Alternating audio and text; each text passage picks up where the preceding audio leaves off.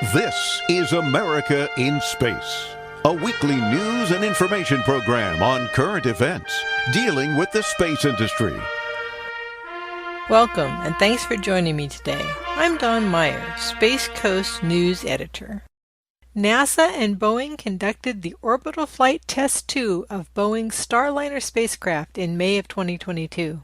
Starliner launched Thursday, May 19th from Space Launch Complex 41 at Cape Canaveral Space Force Station in Florida. Though technically the mission was uncrewed, it did carry one passenger, Rosie the Rocketeer, Boeing's anthropometric test device, in the commander's seat. Rosie's first flight in 2021 was for the Orbital Flight Test 1, for which she was outfitted with 15 sensors to collect data on what astronauts would experience during flights on Starliner. Those sensors provided hundreds of data points from the flight. For Test Flight 2, she helped maintain Starliner's center of gravity during ascent, docking and undocking and landing, as well as collected data from the sensors placed along the seat pallet, which is the infrastructure that holds all the crew seats in place. Here's a little bit more about Rosie from Kayla LaFrance of Johnson Space Center. Starliner will carry with it Rosie the Rocketeer. An anthropometric test device, Rosie, combined with 15 sensors deployed throughout the capsule, will provide insight into how much force a human body would experience while in all phases of a mission aboard the Starliner and Atlas. The Starliner spacecraft successfully docked with the space station's Harmony module on Friday, May the 20th. The Starliner ship then completed delivery of cargo and performed other tests before parachuting to a landing in White Sands, New Mexico to complete the Orbital Flight Test 2 mission on Wednesday, May the 25th, 2022.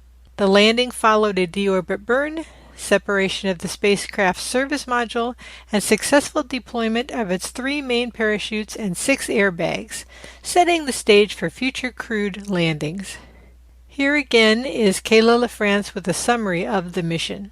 From liftoff to landing, the newest member of NASA's next generation of spacecraft passes critical milestones on the road to flying astronauts to the International Space Station. After the successful launch of the Starliner from Space Launch Complex 41 at Cape Canaveral Space Force Station in Florida, the uncrewed spacecraft spent a day in low Earth orbit performing system checkouts and demonstrations.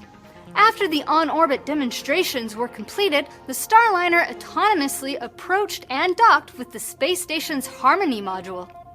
So the Starliner, its commander, Rosie the Rocketeer, and all the men and women who poured their hearts and souls into this vehicle and this mission, welcome to the International Space Station. On Saturday, astronauts opened the hatch and ingressed Boeing's Starliner spacecraft for the first time, marking a historic moment for the new vehicle and for the space station. So welcome to Starliner for the very first time ever in space. Rosie the Rocketeer is sitting over in the commander's seat. She's got a great view out her window over there. The uncrewed flight test was designed to test the end-to-end capabilities of the crew-capable system as part of NASA's Commercial Crew Program. For this flight test, Starliner is carrying about 800 pounds of cargo, payloads, and crew supplies.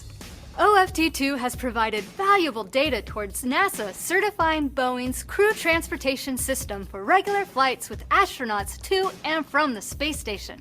Following certification, NASA missions aboard Starliner will carry up to 4 crew members to the station, enabling the continued expansion of the crew and increasing the amount of science and research that can be performed aboard the orbiting laboratory.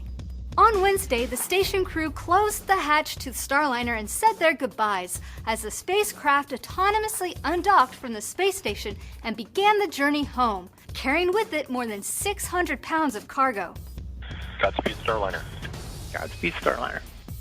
Not long after undocking, the Starliner re-entered Earth's atmosphere and came to a landing at the White Sands Space Harbor in New Mexico, wrapping up the 6-day mission. And touchdown Starliner, marking the completion of Orbital Flight Test 2. Almost exactly 6 days into the mission, just a beautiful touchdown in White Sands this evening. NASA's Commercial Crew Program continues to move us closer to a return to the moon. From Florida's Space Coast, this is Dawn Meyer for About Space Today. Thanks for listening. Be sure to share our program with your family and friends and follow us on Facebook. Join us each week for news and information on America in Space.